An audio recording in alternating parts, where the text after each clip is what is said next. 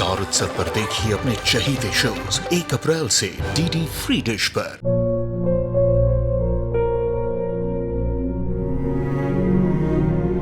मैं डॉक्टर बनकर अपना और अपने आबा का सपना जरूर पूरा करूंगी। वादा करो मेरी बेटी सही की जिम्मेदारी निभाओगे। मुझे नहीं करनी है शादी। मेरा रिश्ता सिर्फ मेरे सपनों से है। तुम भी मुझसे कोई उम्मीद मत रखना। मेरी जिंदगी में कोई और है, जिंदगी में कोई और है। क्या एक अनचाहे रिश्ते में गुम हो जाएंगे साई के सपने? गुम है किसी के प्यार में 1 अप्रैल से शाम 7 बजे स्टार उत्सव पर।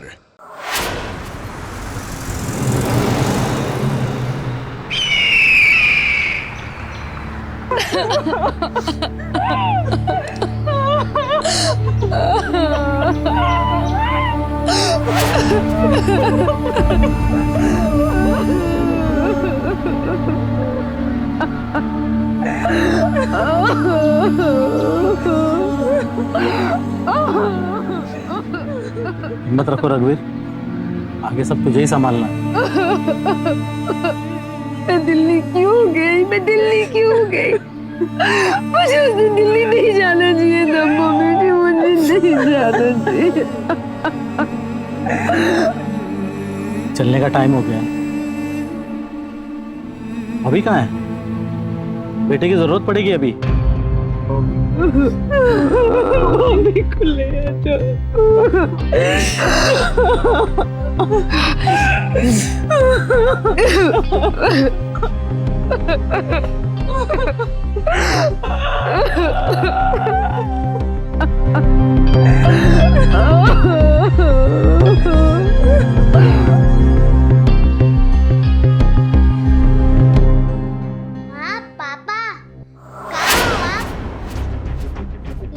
सब लोग रो रहे। ठीक है पापा, मैं वहाँ पर नहीं जाऊंगा। और पापा, आप घर कब आ रहे हो? ओके, तो आप मेरा नया स्कूटर लेके आना। आपने कहा था ना पापा, जब नाना नानी के घर से आएंगे तब आप मुझे नया स्कूटर दिलाओगे। पर मम्मी तो रो रही है। मैं गुदगुदी? नहीं, आप खुद आके करो तभी मम्मा हंसेगी।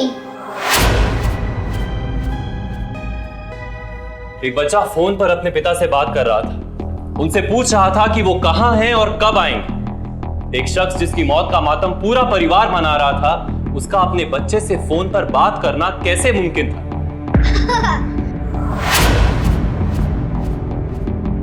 नमस्कार, सावधान पंजाब फाइट बैक नाउ में मैं सौरभ राजन आपका स्वागत करता हूं। कौन था ये शख्स जो इस बच्चे से फोन पर बात कर रहा था? क्या वास्तव में उसके पिता जिंदा थे, या फिर उस बच्चे के परिवार वाले जानबूझकर इस बच्चे को अंधेरे में रख रहे थे ताकि उसके दिमाग पर इस खबर का बुरा असर ना पड़े?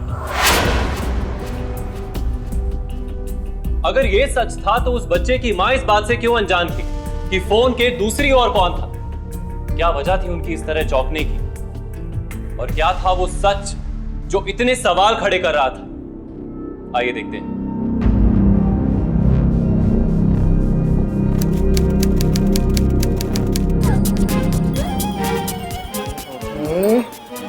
बॉबी के कपड़े के मेरे। बॉबी तुझसे की कर रहे हो? टीवी बंद करो जल्दी से, मुझे अपना ब्रश लाके दो। पापा आएंगे ना तो चिल्लाएंगे, कहेंगे अभी तक पैकिंग भी नहीं हुई। मम्मा, दिल्ली में ये नानी के घर पे कार्टून चैनल आती है क्या? एक नहीं आती है, ढेर सारी आती है। चलो अभी जल्दी से उठो, मुझे अपना ब्रश लाके दो। चलो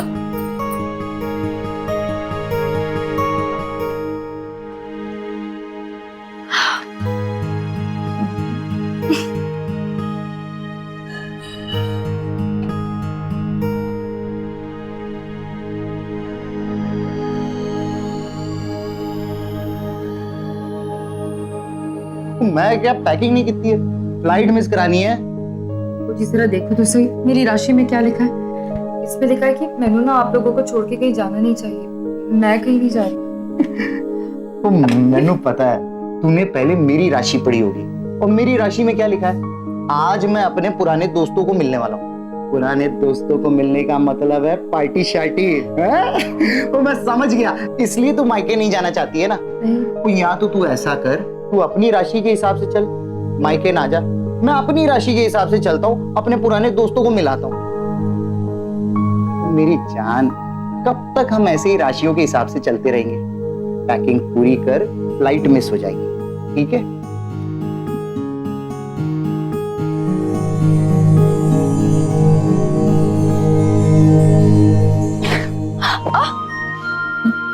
मैंने पता है तू क्यों नहीं जाना चाहती है। मैं दरवाजा खुला, कोई आ जाएगा। कोई नहीं। पापा क्या कर रहे हो आप? कुछ नहीं बेटा, मम्मी को गुड बाय कह रहा था। तू चाचा के पास जा, चाचा तेरे लिए गिफ्ट लाए। जा।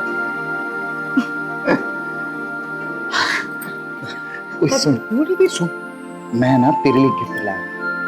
ये गिफ्ट ना तू दिल्ली जाकर खोलना, तेनू पता चल जाएगा कि मैं तेरे नाल कितना प्यार करता, चाहे जो हो जाए।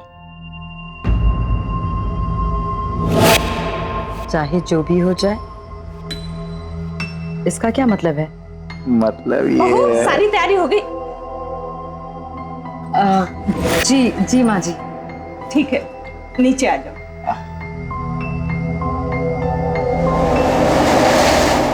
कहा था ना मैंने आपसे, दरवाजा खुला है, कोई भी आ जाएगा। लेकिन आप ना बेशरम और बेशरम ही हो।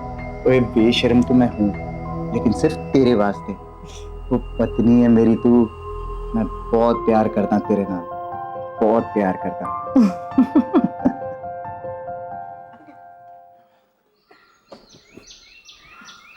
अच्छा मम्मी जी, खुश रहो, पहुंचकर फोन कर देना। और हाँ, बॉबी का ख्याल रखना। हाँ हाँ मम्मी जी, मैं पहुंचते ही फोन कर दूँ। आप बिल्कुल भी चिंता मत कीजिए, बस अपना ख्याल रखिएगा। और हाँ जैसे मम्मी जी को रोज ना हल्दी वाला दूध देते रहना, भूलना मत। मैं तो भूल जाऊंगी दीदी, आपको ना रोज याद दिलाना पड़ेगा मुझे। हाँ हाँ हाँ बाबा, मैं तुझे रोज फोन करके याद दिलाती रहूँ। और सुन मेरे चित्ते, वहां जाके इतना उद्यम मचाना कि नाना नानी तंग आकर जल्दी से वापस भिजवा दे तुझे। अब चलो भी भाभी जी। मैं क्या चलो, वरना फ्लाइट मिस हो जानी है। वो विदाई समारोह तो इस तरह से चल रहा है जैसे इशाना हफ्ते भर के लिए नहीं, सालों साल के लिए जा रही है। और नमस्कार चमत्कार सारा हो गया। चलो अभी चलो। चलो बाय बॉबी।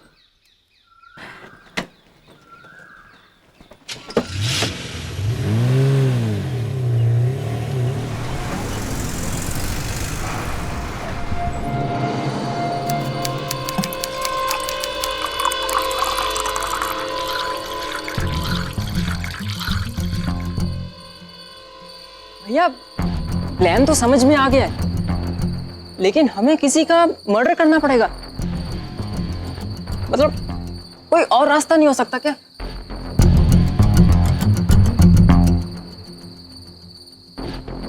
कैसे बन जाएगा ये प्लान बिना मर्डर के? हाँ, तुम अपने आप को बहुत जीनियस समझते हो। तुम्हें तो बस कमी निकालनी आती है, बस कमी, उसके आगे कुछ नहीं आता। भैया आप तो ऐसे भड़क रहे हो। मैं तो इसलिए कह रहा हूँ कि मर्डर करना रिस्की है, पकड़े जा सकते हैं। पता है, ये प्लान फुल प्रूफ है। 1 साल से हम दोनों के बीच में पकड़ा है। अब लास्ट मोमेंट पे ऐसी तैसी मत कर। और सुन, दिमाग में कोई भी डाउट नहीं आना चाहिए। और माँ? अरे यार तू टेंशन क्यों लेता है? माँ और मेरी बीवी को मैं दोनों को संभाल लूंगा। लेकिन अगर किसे संभालने की बात हो रही है? नहीं, मेरे पीठ पीछे क्या कारापूसी हो रही थी जो मेरे आते ही बंद हो गई?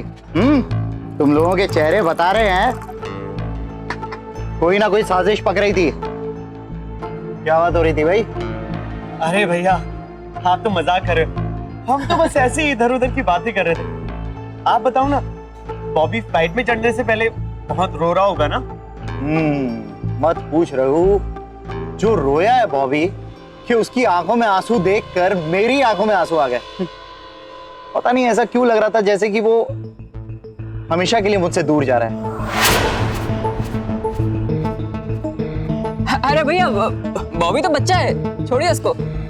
वैसे आप बता रहे थे कि कल आप गोडाउन देखने जा रहे हैं? हाँ, कल मैं पुराने गोदाम में जा रहा हूँ, तुम लोग भी चलो।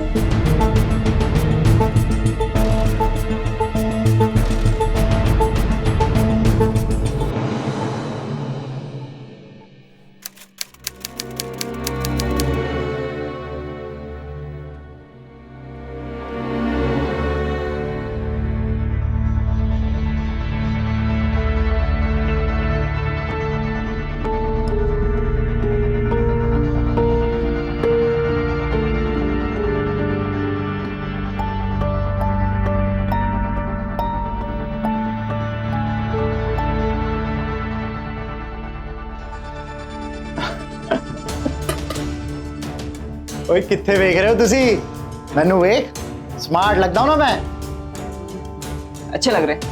तो चलो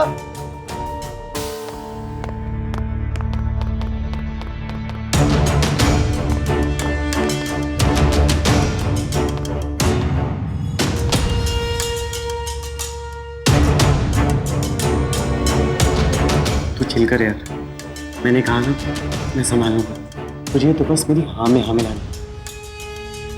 अब चल चलना।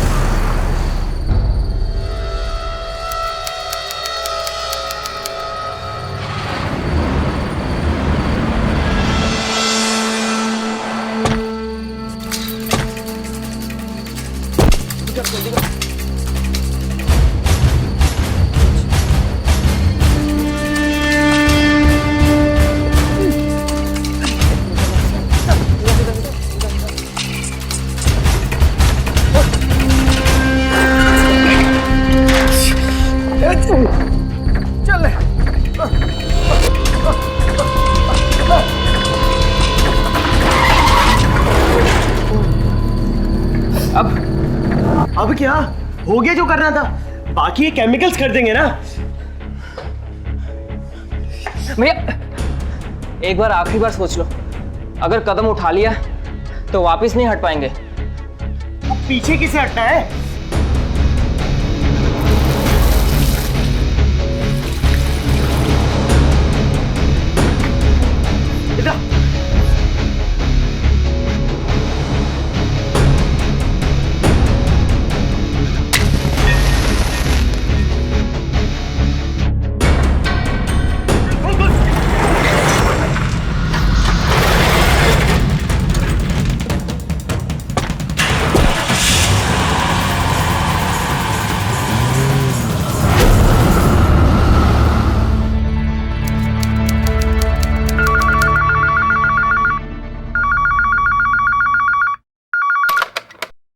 हेलो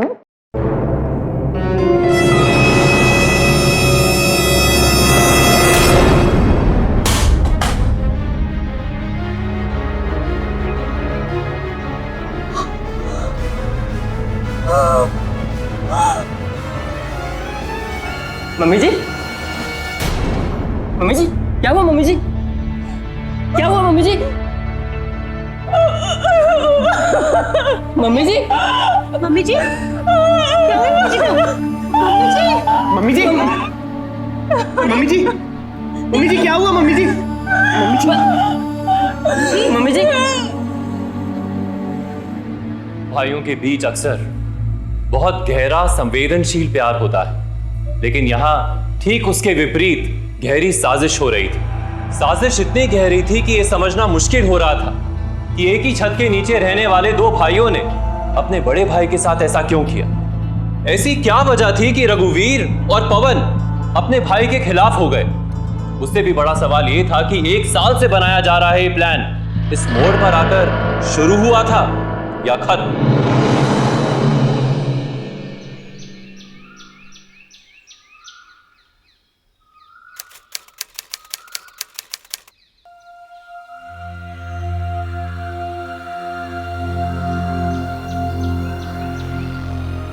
मैं ना तेरे लिए गिफ्ट लाया। ये गिफ्ट ना तू नहीं जाकर खोलना, तेनू पता चल जाएगा कि मैं तेरे नाल कितना प्यार करता। मम्मा पापा कहाँ पर है? मुझे उनसे मिलना है। बोलो ना मम्मा, पापा कहाँ पर गए? मुझे उनसे पूछना है।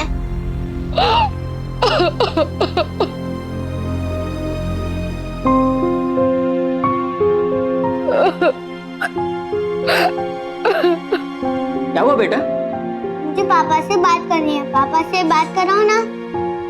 पापा से बात करनी है? चल पापा से बात करवाता हूँ। सच? हाँ पक्का, चल। राज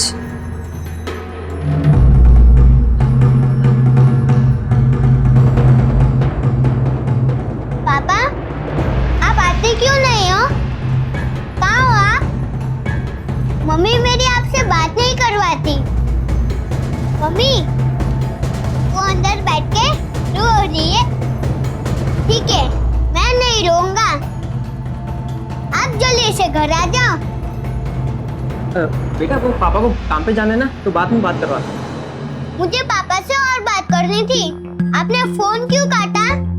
बेटा अभी तुम बाहर जाके खेलो ना, बात करवाता हूँ बाद में। वो एक्चुअली भैया की वॉइस रिकॉर्डिंग थी तो। पवन तुम क्या कर रहे हो? एक मासूम से बच्चे को झूठा दिलासा दे रहे हो। गलत है ये। आखिर ये सच कब तक छुपेगा उससे? बोलो। इसमें कुछ गलत नहीं है। अगर एक झूठ से मासूम को थोड़ी सी खुशी मिल जाती है तो इसमें बुराई क्या है? जरूरी है कि जो दुख हम सब सह रहे हैं इस मासूम को भी सहना पड़े। पवन ने जो कुछ भी किया है बॉबी की खुशी के लिए किया है।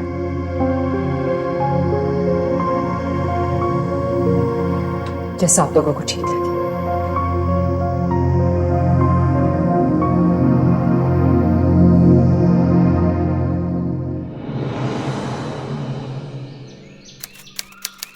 वकील साहब, ये भैया का डेथ सर्टिफिकेट।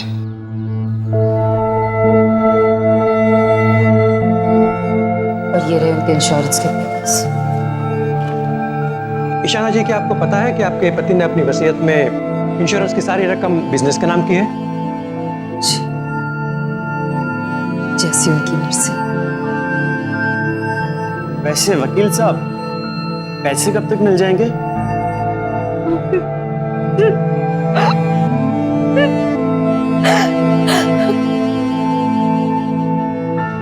चाचू, पापा से फिर से बात कराओ ना।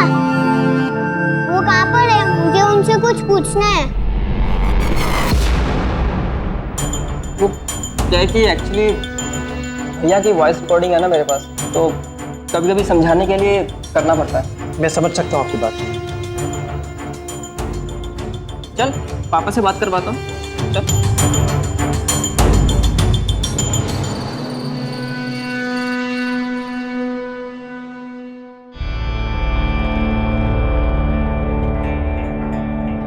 बज गए। बॉबी के सोने का टाइम हो गया।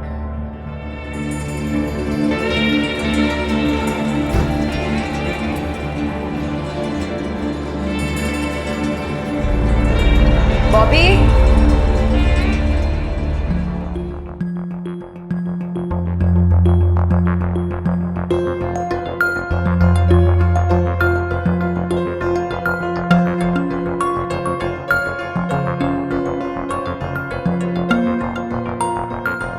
कहाँ गए सारे लोग? कोई दिखाई क्यों नहीं दे रहा?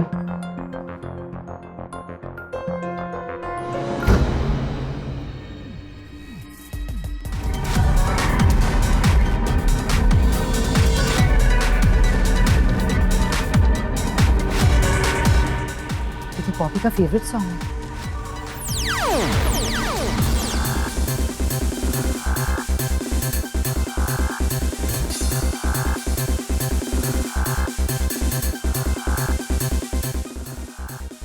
अरे ग्लास ही खत्म हो गया। ए यार,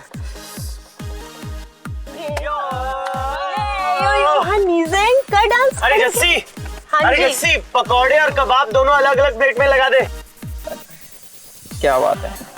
अरे यार तू रिलैक्स रहना, टेंशन क्यों ले रहा है? अरे भैया के पैसे आने वाले हैं। अरे वो बात तो सही है, हाँ, लेकिन अभी गोडाउन और केमिकल जलने से तकरीबन 50,000 का नुकसान हो गया यार।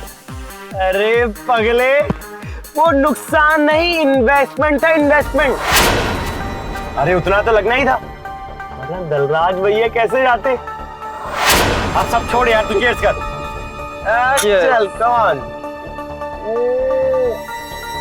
अरे बॉबी को देना पकौड़ा, क्या करे। अरे बॉबी ले, तू बॉबी ले।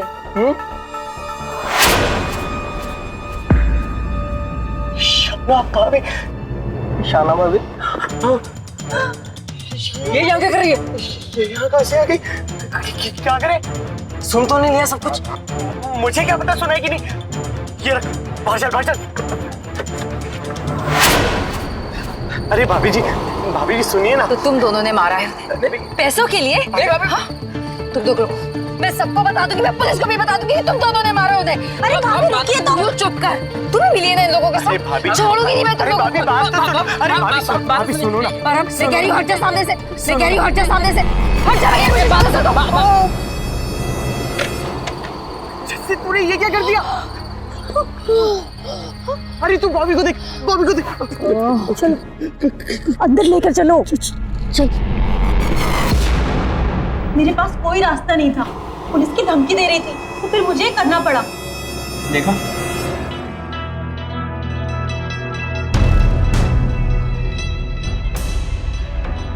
तुम लोगों ने पैसों के लिए अपने सगे भाई को मार दिया?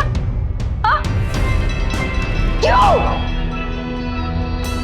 इसी बात का मुझे डर था। तुम लोगों में न सब्र है न अकल। अरे पैसे हाथ में आए नहीं और लगे पार्टी करने। बेवकूफी की भी हद होती है। माँ, आप भी इन लोगों के साथ मिली हुई? सिर्फ पैसों के लिए आपने अपने बेटे को ही मार दिया? हे भगवान, ये कैसी फैमिली है ये? शर्म नहीं आई आप लोगों को? मैं अभी जा रही हूँ पुलिस के पास। बंद कर इसे। अगर ये बाहर गई ना तो हम सब जेल जाएंगे। ये क्या बकवास है? छोड़ो मुझे। चल। छोड़ो मुझे। छोड़ो मुझे। ये क्या बदतमीजी? पागल हो गए तुम लोग। छोड़ो मुझे। बॉबी कहाँ है मेरा? बॉबी, छोड़। दरवाजा क्यों बंद कर रहे हो? छोड़ो। बॉबी कहाँ है? कहाँ है बॉबी? निकालो मुझे यहाँ से बाहर।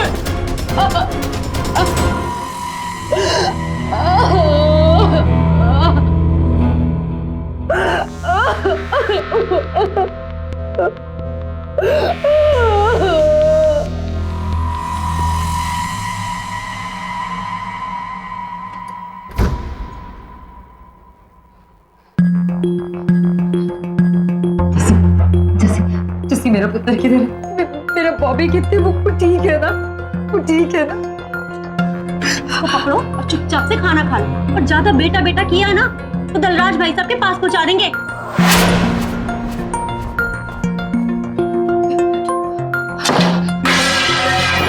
जैसे दरवाजा खोल, मेरे पुत्र को कुछ किया ना मैं किसी को नहीं छोड़ूंगी। सुना तुम लोगों ने? मैं किसी को नहीं छोड़ूंगी। जल्दी दरवाजा खोल, जल्दी दरवाजा खोल, दरवाजा खोल।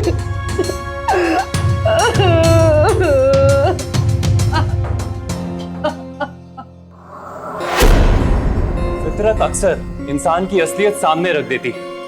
रघुवीर और पवन की जरा सी लापरवाही ने झटके में ही उनकी असलियत ईशाना के सामने रख दी। ईशाना अब ये जान चुकी थी कि उनके पति एक्सीडेंट नहीं बल्कि अपने ही भाइयों के साजिश के शिकार हुए थे, जिसमें जस्सी भी शामिल थी। पर क्या यही वास्तविकता थी, या फिर ईशाना के पैरों के तले की जमीन अभी और खिसकना बाकी थी?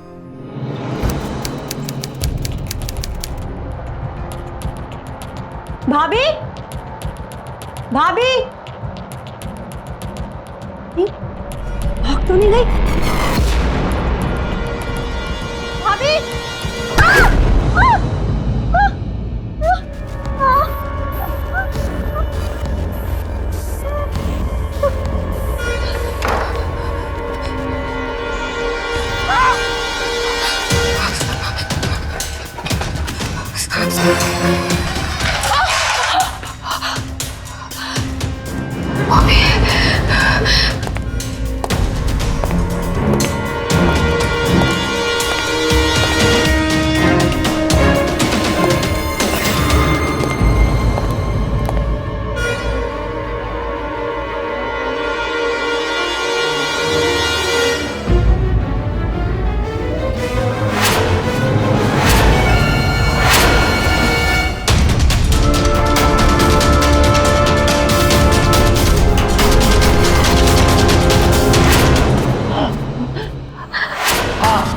मेरा फेक मर्डर हमने प्लान किया था, लेकिन जो कुछ भी किया परिवार की भलाई के लिए किया है। अब इंश्योरेंस से जो पैसे मिलेंगे उसे हम बिजनेस में लगाएंगे। अरे बिजनेस को आगे बढ़ाने के लिए पैसे की जरूरत पड़ती है। क्या फर्क पड़ता है अगर दुनिया के लिए मैं मर गया, लेकिन अपने परिवार के लिए, तुम्हारे लिए, बॉबी के लिए तो जिंदा हो। तू ये सोच रही है ना कि हमने तुझे पहले क्यों नहीं बताया? क्योंकि तुम्हारा दुनिया के सामने विधवा होना जरूरी था, आज भी जरूरी है, और भविष्य में भी तुम्हें ऐसे ही रहना होगा। क्या बोल रहे हो आप? आपने ये सब सिर्फ पैसों के लिए किया? आपने ये सारी प्लानिंग की और आपने ये भी नहीं सोचा कि मुझे किस ट्रेन से गुजरना होगा? आपको पता भी, आपको अंदाजा भी है मैं किस तकलीफ से गुजर रही थी, और वो भी तुम मासूम बच्चे को भी अपने खिलौने के लिए शामिल कर दिया। इस प्लान का हिस्सा सिर्फ पैसा था, परिवार नहीं। मेरी बात समझने की कोशिश करो। अरे बॉबी मेरा पुत्र है, मैं प्यार करता हूँ उससे, और मैं उससे रोज बातें करता हूँ। हाँ पापा, कहाँ हो आप? मैं गुदगुदी? नहीं नहीं नहीं नहीं, आप खुद आके करो, तभी मम्मा हंसेगी। एक सेकंड। वो इंसान कौन था जिसकी लाश घर पर आई थी और उसके हाथ में तुम्हारी घड़ी थी, तुम्हारे कपड़े थे? तो वो कौन था? वो कोई नहीं था, उसे भूल जा। मैं आपसे पूछी वो इंसान कौन था जो आपकी जगह पर मरा है? कौन है वो इंसान जिसको मैं आप समझकर भी रो रही थी? जवाब दो मुझे, कौन था वो? इसी बात का डर था मुझे। चुप हो जाओ, ये सब तुम्हारी वजह से हो रहा है। तुम लोगों की बेवकूफी की वजह से आज ये नौबत आई है। अरे बड़ी पार्टी शार्टी मनाने चले थे तुम लोग, थोड़ा थम नहीं सकती थी तुम्हारी खुशी? मैं पूछूं कौन था वो इंसान? जवाब दो मुझे, कौन था? मैंने कहा ना कि वो कोई नहीं था, उससे तेरा कोई वास्ता नहीं है, तू नहीं जानती है उसको, तू छोड़ उसको। तो आप लोग नहीं बताओगे ना? मैं पुलिस के पास जाऊंगी, मैं अभी जा रही हूँ पुलिस के पास। ओए सुन, क्या तू पुलिस की रट लगा रखी है? मैं तुझसे प्यार करता हूँ, तुझे समझ में नहीं आता? ये सब जो कुछ भी किया है परिवार के लिए किया है। फिर भी तू जानना चाहती है तो सुन, जब तू दिल्ली गई उसके बाद हम तीनों भाई पुराने गोडाउन में गए, लेकिन जाने से पहले हमने सुनसान सड़क पर एक आदमी की हत्या कर दी।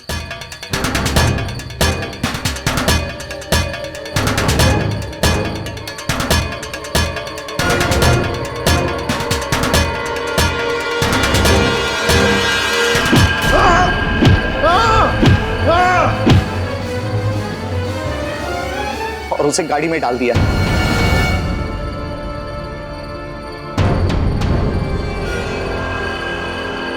और वहां मैंने उसे अपने कपड़े, अपनी घड़ी और अंगूठी पहनाई,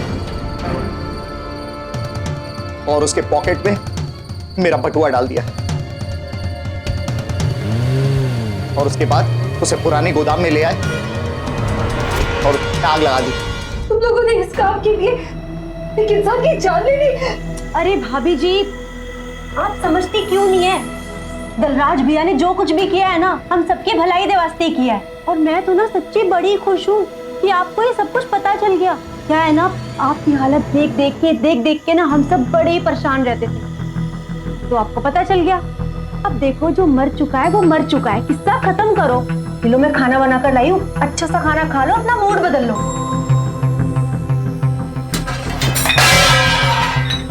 लोगों के हाथ से खाना दो क्या? मैं एक घुट पानी भी नहीं पीऊंगी। चाहिए तुम लोगों बच्ची? शर्म आती तुम लोगों को? तुम लोगों की जिंदगी करोड़ों की, और उस निर्दोष इंसान की जिंदगी एक कौड़ी की भी नहीं। और मैं तुम लोगों को नहीं छोड़ूंगी, मैं पुलिस के पास जाऊंगी। खबरदार, जो इस कमरे के बाहर निकली तू, और सुन लो, इसे कमरे में रहने देना, कमरे से बाहर मत निकलने देना जब तक इसकी अक्ल ठिकाने नहीं आ जाती। और जब तक ये सब कुछ समझ नहीं जाती ना, बॉबी को इसके कमरे में मत भेजना। हाँ, पता नहीं उसके दिमाग में क्या अंट शंट भर देगी है। बंद करो इसको। मेरी बात सुनो, दरवाजा खोलो प्लीज, ऐसा मत करो। प्लीज मुझे मम्मी से अलग मत करो। मेरी बात सुनो। तो ये था वो पूरा घिनौना सच जो ईशाना के सामने आया। पहले उसके पति ने फेक मर्डर प्लान किया और उस प्लान को अंजाम देने के लिए एक निर्दोष इंसान की जान ले ली, वो भी पूरे परिवार के साथ मिलकर। लेकिन किसी ने भी ईशाना के बारे में नहीं सोचा। किसी ने नहीं सोचा कि अपने पति को खोकर उस पर क्या बीत रही थी। लेकिन अब ईशाना ये सब समझती थी, इसीलिए उसने अपने पति दलराज की दलीलों को नहीं सुना। एक आदमी की निर्मम हत्या और इतना बड़ा फ्रॉड भले ही दलराज और उसके परिवार वालों के लिए सही हो, लेकिन ईशाना के लिए ये एक जुर्म था जिसका हिस्सा वो कभी नहीं बनना चाहती थी।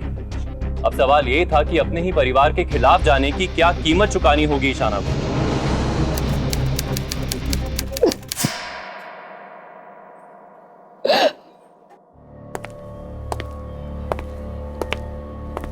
तो दिमाग ठिकाने आ गया तेरा? अगर मेरी बात समझ में आ गई हो तो बता, तुम्हारा साथ देगी? बिल्कुल भी नहीं, और ना ही मैं अपने बॉबी को इस खूनी खानदान में रहने दूंगी। तू नहीं मानेगी।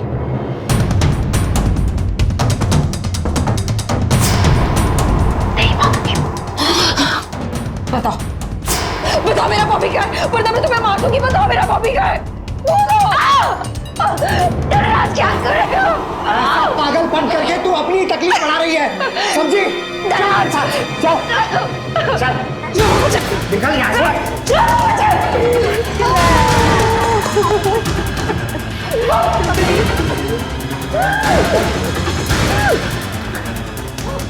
तू यहीं रहने के लायक है, और मैं ऐसी पत्नी के लिए अपना एसी बेडरूम क्यों छोड़ूं जो ना ही अपने पति का साथ देती है और ना ही उसकी बात समझती है। बात सुनो दराज, दराज मेरी बात सुन, ऐसा क्यों बोल रहे हो तुम? दराज दरवाजा खोलो। अच्छा, पैसा अकाउंट में ट्रांसफर हो गया? Thank you sir, thank you so much. अरे सुनो ना, अरे ये सब छोड़ो, सुनो, पता है पैसा अकाउंट में ट्रांसफर हो गया। अरे वाह, सच में? हाँ।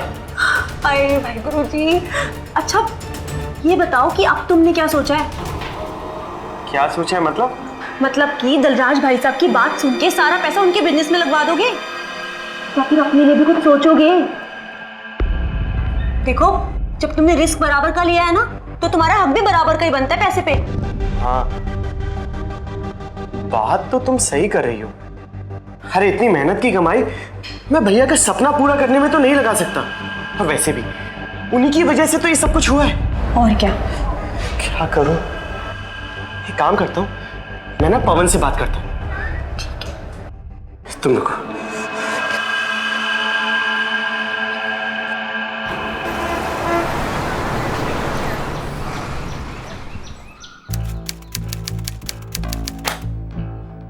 पैसे तो अकाउंट में आ गए, लेकिन पूरे अकाउंट में से 2 करोड़ रुपए निकालकर हम लोग साइड में रखें फैमिली के वास्ते, ताकि सब टेंशन फ्री हो जाए, और बाकी के 12 करोड़ हम बिजनेस में वापस लगा देंगे। ठीक है? किसका बिजनेस? वो आपका बिजनेस है जिसमें आप 12 करोड़ डालना चाहते हैं, हमारा नहीं। हमारा नहीं से क्या मतलब है? मतलब ये कि हम अपना बिजनेस शुरू करना चाहते हैं आपसे अलग। तो बेहतर यही होगा कि उन पैसों के आप 3 हिस्से करके अपना शेयर लो और जो करना है कीजिए। कौन सा शेयर? हाँ? पैसा देखते ही दिमाग खराब हो गया या नीयत खराब हो गई है? ये पैसे मेरे हैं और इन पैसों के लिए मैं मरा हूं। आपके मरने से नहीं, फ्रॉड करने से आए हैं, और इस फ्रॉड में हमने बराबर का साथ दिया है, तो इसलिए पैसे भी बराबर के मिलने चाहिए। बकवास बंद कर, आ गया ना अपनी औकात पर? बराबर का हिस्सा चाहिए ना? ठीक है, तो 12 करोड़ रुपए मैं रखूंगा और 2 करोड़ तुम लोगों के हिस्से में आएंगे। 1-1 करोड़ रुपए लो और निकलो यहाँ से। बिल्कुल नहीं, हमें बराबर का हिस्सा चाहिए। ये पैसे मेरे हैं और ये पैसे का क्या होगा ये मैं ही तय करूंगा। अगर मेरी बात मंजूर है तो ठीक है, अगर प्रॉब्लम है तो निकलो यहाँ से और अपना बिजनेस चालू करो। नीयत तो आपकी बिगड़ गई है भैया। आपके पास ज्यादा पैसे और हमारे पास कम। आप 12 करोड़ रखे और हम 2 करोड़। पागल है हम क्या? समझदार हो ना, तो एक समझदारी की बात और समझ लो, इस पैसे में से बराबर का हिस्सा नहीं बचेगा। इस पैसे का क्या होगा ये आप तय नहीं करेंगे, ये हम तय करेंगे।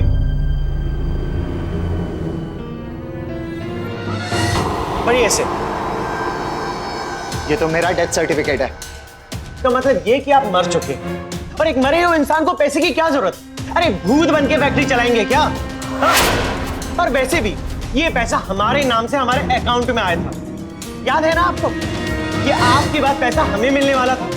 आपके बाद घर का बड़ा मैं, कंट्रोल अब मेरे हाथ में। जो 2 करोड़ रुपए आप हमें देना चाह रहे थे ना, अब वो 2 करोड़ रुपए हम आपको दें। क्या ये तो बता दो, वरना कुछ भी नहीं मिलेगा, समझे? आप नियत के जाल में खुद ही फंस गए, अब दोबारा मरना चाहते हैं क्या? हाँ, बात समझ लो तुम लोग, ये पैसा मेरा है, बिजनेस मेरा है, जो मैं चाहूंगा वही होगा। ऐसा कुछ नहीं होगा, क्योंकि मरा हुआ आदमी ना ऑर्डर देता है ना उसे पैसे की जरूरत होती है, समझे? माँ, मैनू लगता है रघुवीर सही कह रहा है। मैंने कभी किसी की नहीं मानी। अरे एक बार सुन तो ले इसकी। हमेशा अपनी मनमानी करता है, इसलिए आज हम सबकी ये हालत है। नौबत यहां तक आ गई है। 2 करोड़ तो मिल रहा है तुझे, फिर इसमें दिक्कत क्या है? आपस में मिलजुल कर काम करो। हाँ? तू कह रही है? दिमाग खराब हो गया तुम लोगों का, पागल हो गए सबके सब। देख लूंगा मैं सबको, देख लूंगा।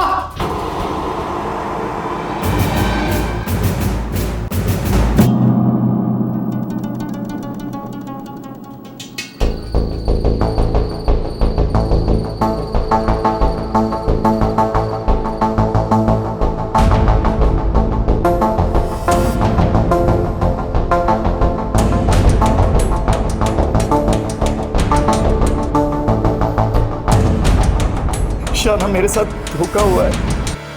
मेरी माँ, मेरे भाई, कोई मेरी बात नहीं सुन रहा है। ये सब कुछ क्या मैंने अपने लिए किया था? ये सब मैंने परिवार की खुशी के लिए किया था। और आज जब पैसा आ गया है तो सब अपनी खुशियां देख रहे हैं, सब मुझे धोखा दे रहे हैं। मेरा बिजनेस बर्बाद करना चाहते हैं ये लोग।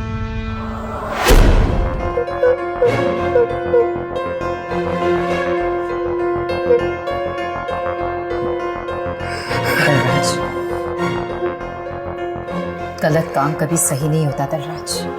कुछ गलत नहीं किया है मैंने। अगर तुम मुझसे इतना सा भी प्यार करती हो तो मेरा यकीन करो, ये सब कुछ रघुवीर का किया कराया है।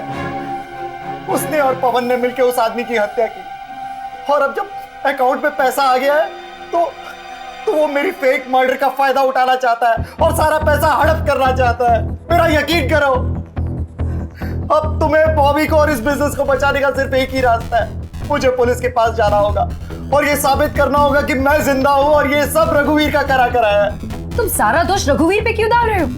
कि तुमने कुछ नहीं किया? तुम जब ये प्लान बना रहे थे, तुमने मेरे बारे में एक बार भी सोचा?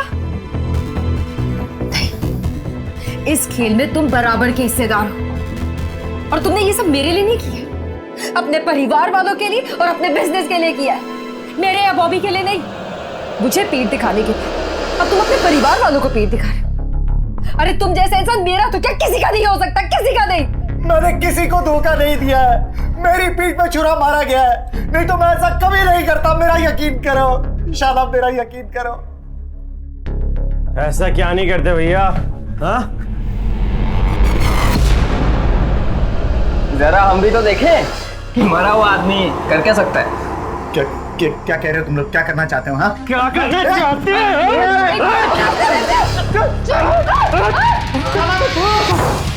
रघुवीर,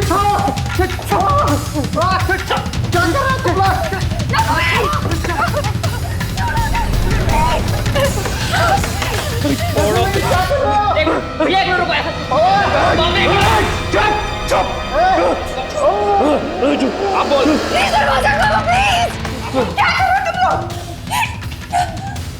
क्या करें मम्मी जी, ये पुलिस के पास जा रहे थे, अगर ये वहां पहुंच गए तो हम सब जेल में जाएंगे।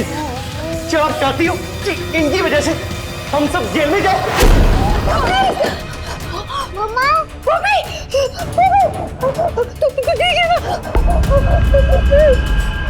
देखो मम्मी जी, अगर हमने भैया को छोड़ दिया ना तो ये हमारी जिंदगी तबाह कर देंगे। हर जमाने के लिए तो वैसे ही मर चुके हैं, हमारे लिए बचेंगे तो क्या फर्क पड़ता है? कम से कम सबकी जिंदगी खुशी से तो कटेगी। हाँ हाँ वो सब तो ठीक है, लेकिन ईशाना भाभी। अरे सुन तू, सबको पता है भैया की मौत के बाद भाभी डिप्रेस रहती है। अगर ऐसे वक्त में वो सुसाइड कर ले तो कोई सवाल नहीं खड़ा होगा। और वैसे भी भाभी हमारी फैमिली को कहाँ समझती? अगर समझती तो शुरुआत से हमारा साथ देती, ना कि हमारे खिलाफ।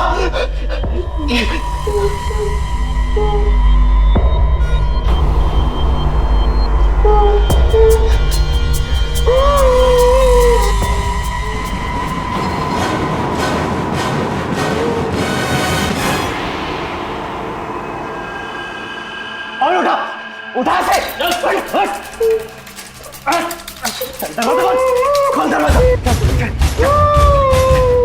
बंद कर, बंद कर। खोल, खोल, खोल। डाल, डाल, डाल, अंदर डाल, अंदर डाल। चल, जल्दी चल, चल। गाड़ी चल, चल। सही है, सही है, सही है।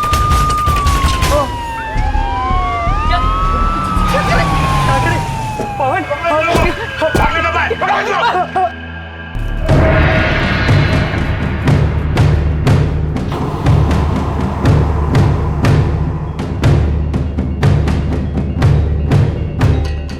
अच्छा हुआ मैडम, आपने सही वक्त पर फोन कर दिया।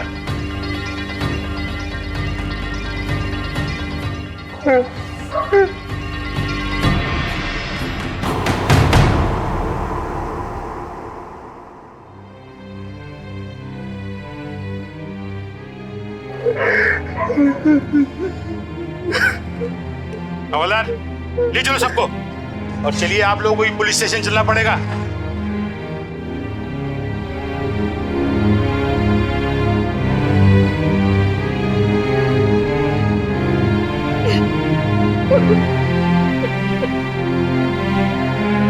हमने पहले भी कहा है, गलत काम करने का कोई सही रास्ता नहीं हो सकता और लालच की कोई इंतहा नहीं होती। जिन रुपयों के लिए दलराज, रघुवीर और पवन किसी दूसरे की हत्या कर सकते हैं, उन्हीं रुपयों के लिए एक दूसरे की क्यों नहीं?